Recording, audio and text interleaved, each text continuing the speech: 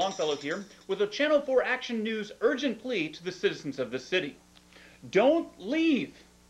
In the wake of the blood grinders' return, a veritable mass exodus has begun. We've seen cases of entire families packing up everything they own into their cars and hightailing it out of this town without a moment's notice. Stores and factories all around have shut down, and this once great city is on the verge of becoming a forgotten relic, lost in time. So it's true that the blood grinder is the scariest SOB to walk the earth, but is fleeing really the answer? After all, everyone's going to die sometime. Why not go out in a way befitting a farm animal? And keep this in mind. If the city is to lose all of its inhabitants, what's to keep the blood grinder from following you wherever you may go? For more on the story, we are joined by Barry Chippendale, reporting from 3 towns away. Well, hello, Bob. Hello, Barry.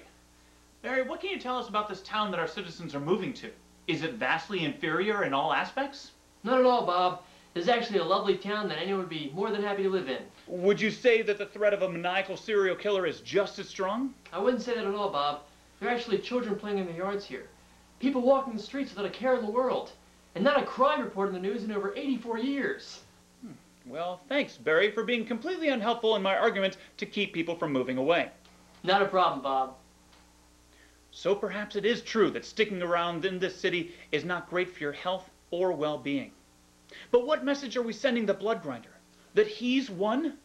I, for one, refuse to send that message, and I'm not alone. There are few good souls out there who say nay when the blood grinder is on his way. We are joined now by one of those souls, Miss Rowena Svengestraut. Rowena, thank you for joining us on this fine day. Oh, you too, Mr. Longfellow. Now, Rowena, you've managed to keep your fear of the blood grinder at bay. Can you manage to tell us how you've accomplished such a task? Oh, it's quite simple. I installed several hundred landmines in the front yard. Impressive. Oh, I thought so. Then I converted all these windows to bulletproof glass. Cyanide finish on the windowsills. Is that an eggshell? Of course. Nothing but the best. My final touch was to install bear traps at the base of every door.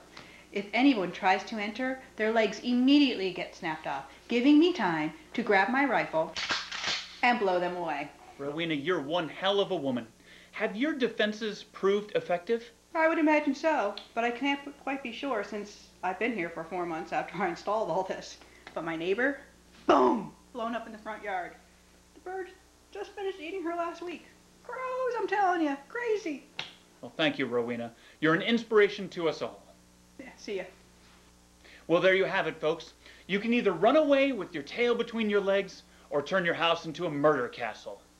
For Channel 4 Action News, I'm Bob Longfellow, bringing my action to you.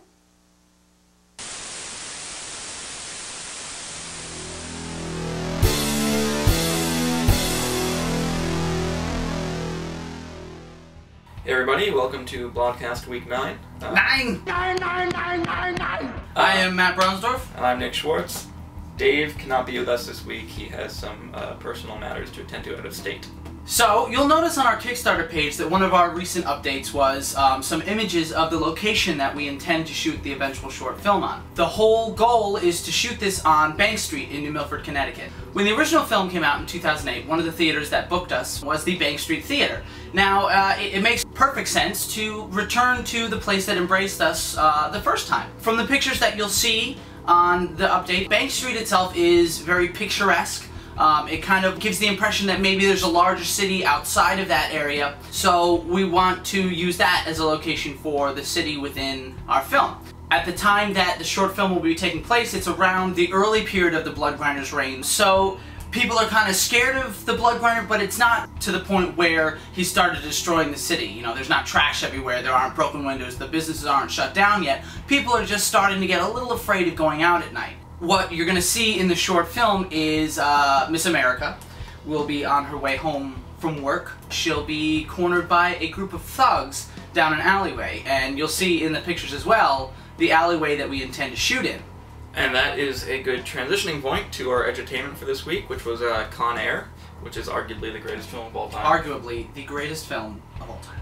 Con Air's opening scene is very relevant to our short because the opening scene is Nicolas Cage heroically defending his wife from 3 drunk thugs. He's immediately outnumbered. He doesn't overpower them right away. Yeah, he gets his ass kicked for a little bit. Yeah, and that will be the case with you. Ronnie will show up to save the day, and you'll get to see Ronnie kick some ass and get his ass kicked a lot as well. In terms of Con Air, I think it must be said that there's some cheese in there. Nicolas Cage, his accent, maybe not the best impression of a Southern person ever. Put the bunny back in the box. But the point is that there's plenty of amazing, good action awesomeness that it relates perfectly to our project because it's within this style of filmmaking in the 90s that we're trying to emulate. One of the most important aspects of any action movie is the score. Now the score is done by the wonderful Mark Mancina. Mark Mancina is a composer who scored some of the best action movies of the 90s. Speed, Bad Boys, Twister, Con Air, just all of this great, really energetic, really high, kind of like in-your-face music. The music itself almost becomes, not almost, it actually is a character in the movie. And it really reacts and informs every moment. Mark Mancina likes to play with a lot of things. In Con Air, there's a lot of like wailing guitars. Stuff that he hadn't necessarily worked with all that much before. So that's something that we want to do with the Bloodgrinder features, is we want to get a musical score that's really in your face and larger than life, and you can always hear it every moment, and we want you to leave the theater humming the music. Let's talk about the way it's shot. Let's do that. Yeah, cinematography in Con Air basically emphasizes low angles and dolly shots, helicopter shots. Movement, all the time. Lots of push-ins. Awesome push-ins. Yeah, but really great push-ins. This was a time in action movies where a low-angle slow-motion shot of Nicolas Cage walking off a bus was fucking awesome. Just slow-motion shots of people walking with long lenses. The excitement in Con Air comes not from the way it's cut. Although, I mean, there are scenes where there's rapid-paced editing, but for the most part, the excitement comes from the cinematography. You can tell every shot was really well thought out, and it's not some dude running around with a camera on his shoulder and then the editor doing everything in post. Yeah, for the most part, like all the shots in Con Air during the action sequences are steady shots. There's a lot of emphasis on using the dolly, like he said, the dolly, the jib arm, like a lot of push-ins. And one thing that's really cool about the action scenes is the cast for Con Air is huge. So at any given moment when you're in the middle of these big action sequences, like the one that happens at the Boneyard, there's a lot of characters all doing different things.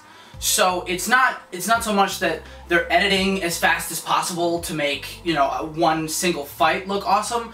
There's a lot of fast cuts because there's a lot of things that they want to let you know. You can always tell what's happening, who's doing what, and where they're located. And it's interesting because in the first climax in the Boneyard, John Malkovich, they have time, the bad guys have time to map out their strategy, basically. And he draws like a little map in the sand of the layout of the place. And it's like something so simple, and you could argue they don't need to show it, but once you see it, you know exactly where people are going to be and why they're going to be there, and then they can pretty much do what they want to in the action scene, and you know exactly what's happening. Yeah, it's spatial relationships, baby. That's what makes an action movie, a fight scene, work. When you guys watch the short, you'll be seeing a lot of similar camera work. It's going to be mapped out and thought out in advance, and it's going to look good, because anyone with a working hand and a non-linear editing system can make a fast-cut action movie and try and show that to investors, and maybe wow them, but it's not what we're going to go for, and we'd rather wow them with competent camera work, basically. Yeah, we're gonna do all the physical labor, the heavy lifting, so to speak, is gonna happen on set and not in post. I think that does it for this week. Have yourself a lovely day, and we will see you next week. Bye guys, see you next week.